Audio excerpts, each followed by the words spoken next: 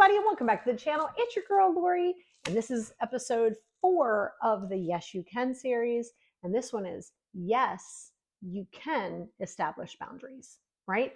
You've heard it. There's a whole series here on YouTube and podcasts on it. I talk a lot about boundaries. A lot of times people are like, okay, I really want to set these boundaries, but people overstep them. They do not overstep them. You allow that behavior to happen. Okay. So what I mean by that is sometimes you think that when you establish the boundary, maybe not all of you, but some of you are like, okay, if I establish a boundary, people should understand it and accept it. Well, that's not going to happen. Okay. Yes, you can establish it, and yes, you can hold it. But here's the caveat. You've got to be willing to disappoint people in their mind. You have to be willing to let people be angry. You have to be willing to let people kind of talk mad crap about you because they're gonna, right? So you have to be willing for that, because where you get yourself in trouble with these boundaries is you set them and then you're trying to explain them. That's already you not holding a boundary. And you can't establish a boundary without you holding the boundary. So you first and foremost have to be the one not overstepping it, but yet you're overstepping it on a regular basis. So you have to be really careful of that, because when you go through that motion of establishing it, you also have to know why. So remember, and like I said, go back to the boundary setting, establishing boundary series here on YouTube. It's like 5 episodes, but I wanted to kind of touch on it a little bit, right? Where first you have to know what your boundaries are. And they shouldn't really be individualized. Like, it can't be like, these are my boundaries for mom, these are my boundaries at work, these are my boundaries for the kids. That's way too much. That's wishy-washy. So a boundary, right? Let's say for you, a boundary is, I don't want to have to over-explain myself. Like if I'm telling you no, because no is a complete sentence and it is a boundary, I've talked to you about it. The problem is that you, number one, this is where sometimes you're like, well, they should just understand it. Yeah, they should, but they don't.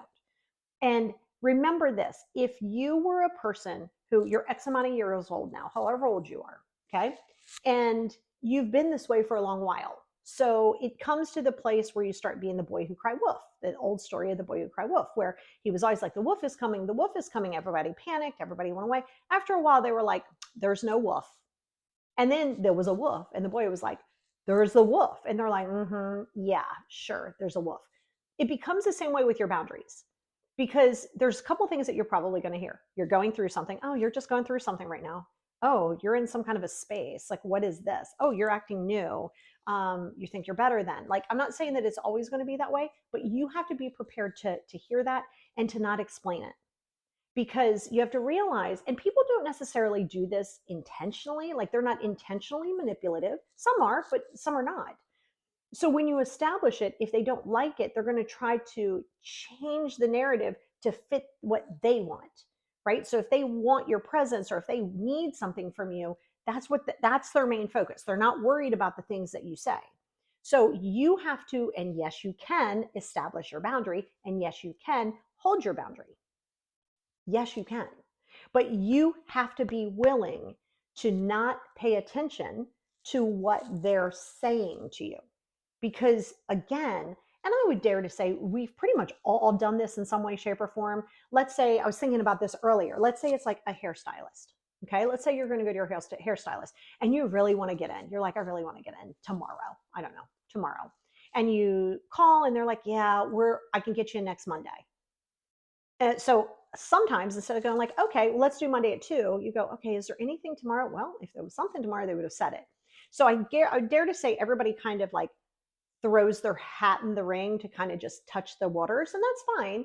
But you need to be very clear and remember that if you drop your boundary, if you don't hold a boundary, first of all, you're trying to hold a boundary out of emotion. You can't, boundaries should not be emotionally challenged or charged. Emotionally charged boundaries are not boundaries, they're walls. So if no is a complete sentence, that's the way across the board.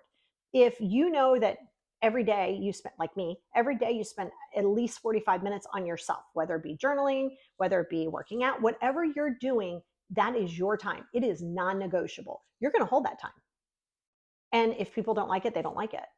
But you have to be the one to understand that you're not doing it out of spite. Again, if you start setting boundaries out of spite, that's manipulation on your part. So if you're like, well, this is never gonna, nobody's ever gonna hurt me again, that's not a boundary, that's a wall. And you're establishing it out of anger. So what you want to do is go listen to the Boundaries podcast and then watch the Boundaries series here, and it'll give you an idea of how to start it, how to establish it. But first and foremost, you have to know your why, right? So I did a podcast on last week on codependency and enmeshment. If you're codependent, and you have enmeshment, you don't have boundaries. There's no boundaries there. And if there is, they're like the boy who cried wolf boundaries. Like, okay, this is my new boundary, and then it's not. Your level of consistency is your level of holding your boundaries. So if you're consistent with holding your boundaries, people have two choices. They can either adapt or not. They don't have to adapt. So that's the other piece that you need to be clear in. They don't have to like it, and they actually don't have to do it. But then that means that there might have to be distance. And again, turning that back around onto you, if it's somebody else's boundaries that you don't like, that's for you to process. You can either get on board with it or you can distance from it. But you can hold your boundaries if you actually want to. Because very often, like I said, you're coming from this emotionally charged place, and that's never going to give you what it is that you're seeking. And some people will try to use it, and this isn't a boundary, but they think it is. They'll try to use a boundary, again, not necessarily intentionally, to manipulate a situation to get somebody to do what they want them to do. That's not a boundary. That's just manipulation. So if you're setting a boundary for something, and remember, that's the first rule of thumb, you don't set it for another person. It's always for you, and it's consistent, right? So, I mean, they don't have to be, you don't have to stonewall people, but in the same token, you have to be able to hold it, because if you don't hold it, you're telling everybody, listen, I kind of want you to hold it, but I mean, if you don't, it's fine. You're literally telling people that by your own actions. So when you're holding a boundary and when you're establishing a boundary, other people, you get too caught up in making sure that everybody is happy, and that's not a thing. That's not a thing, because it's not your role to do. So can you do it? Yes, you can. Is it going to be a little uncomfortable for you? Yeah, probably so, until it isn't. After a while, you start being aware of what other people's boundaries are, and you learn a lot about yourself and your ego when you feel some kind of way. If you don't like the boundary, or if it feels some kind of like problematic for you, it's a good indicator, like, okay, let's go a little bit deeper with something that you're dealing with, because that's not for you to approve. So that's the big key, is you want to realize that your boundaries are always for you and their boundaries are always for them. So if you're trying to utilize a boundary to change something or change someone, hard pass, not a boundary. Hard pass. That's just manipulation. So, but the boundary is to protect, boundary is to protect your own peace. The boundary is for you to be able to say, okay, this is what I want from myself. It's not setting an expectation for others. It's actually setting an expectation for yourself. Because you're saying, this is what I will and will not handle or tolerate. I've used the example before. Everybody's boundaries are going to be different. My boundaries aren't bad or good, or they're just my boundaries, right? If in fact I was single and I was in the dating world or whatever, and I have 3 cats, they live in the house. Actually, I pay the bills here and they let me live here. But if I start talking to somebody and they're like, well, I just don't like cats, or I don't like animals in the house, I don't care everything else that comes into play, because the animals mean that much to me. They may not to you. That might not be a deal breaker. For me, it is. I'm not asking you to accept them. I'm just going, oh, okay, this probably isn't a good fit, because what I don't want to happen is the person go, well, I don't normally like them, but you know what? I'll be fine. No, I don't want that, because at some point that isn't going to be sustainable. And then that person's not holding their own boundaries. So if you don't like them, that's fine. It's just, we don't have to rock together, but you have to be okay with that. You can't say, well, I mean, I really like this person. They don't like cats. I mean, I love my cats. They'll probably change their mind. Now you're overstepping your own boundary, and you're overstepping their boundary, and there's manipulation into that.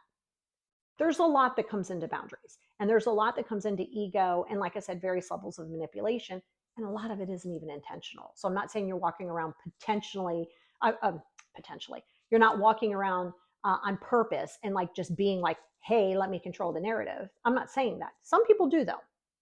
And that's where your boundaries, you have to know how to protect your peace. What does that look like? And I'm going to talk about that tomorrow. Like, how can you, yes, you can protect your peace, but you got to be willing to do it. There's kind of like, not a list, there's not rules, but you got to be able to protect your peace and be willing to confront things head on, not aggressively, but be able to like really deal with it and not like walk away from it. So, but can you establish them? Can you hold them? Yes, you can.